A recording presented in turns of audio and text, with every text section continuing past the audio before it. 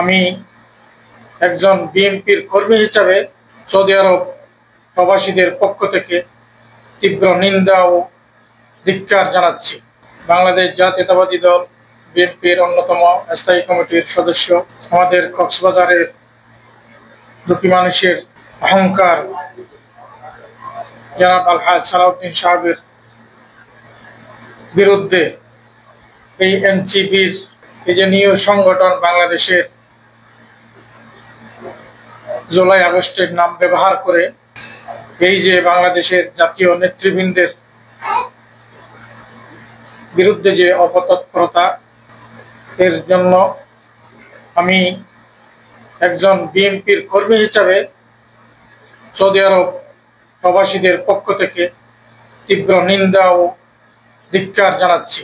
এই এনসিপি নামের পাটোয়ারি তাকে আমি কক্সবাজার থেকে অবাঞ্ছিত ঘোষণা করলাম। আমরা সৌদি আরব প্রবাসীর পক্ষ থেকে, আমরা প্রবাসীদের পক্ষ থেকে তাকে বলবো অতি সত্বর তার অদ্যুত্বপূর্ণ আচরণ যেন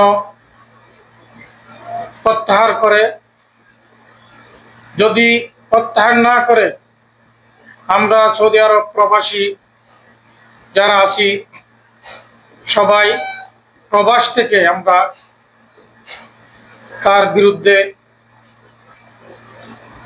বাংলাদেশে আইনানুগ ব্যবস্থা নেওয়ার জন্য বাংলাদেশ সরকারকে উদাত্ত আহ্বান জানাচ্ছি এবং কক্সবাজারবাসীকে আমরা বলবো আগামীতে যেন কক্সবাজারের মাটিতে এই এনসিপির পাটোয়ারিরা যেন কক্সবাজারের মাটিতে যেন দ্বিতীয়বার আসে কোনো নেতার বিরুদ্ধে এরকম অপপ্রচার চালাতে না পারে, সেই জন্য কক্সবাজারবাসীকে সজাগ থাকার জন্য আমরা সৌদি আরব প্রবাসীদের পক্ষ থেকে উদাত্ত আহ্বান জানাচ্ছি। কক্সবাজারবাসীকে আমরা অনুরোধ করব, আপনারা সবাই শান্ত থাকুন।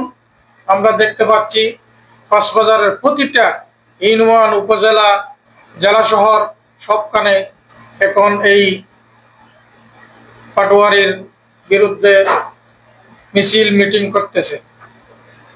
আমরা প্রবাসীদের পক্ষ থেকে বলবো কক্সবাজারবাসী আপনারা শান্ত থাকুন, ধৈর্যের সাথে বিএনপির বিরুদ্ধে যে এই ষড়যন্ত্র, জাতীয় এবং আন্তর্জাতিকভাবে যে বিএনপির বিরুদ্ধে ষড়যন্ত্র চলতেছে, সেটা ধৈর্যের সাথে সবাইকে মোকাবেলা করার জন্য উদাত্ত আহ্বান জানাচ্ছি।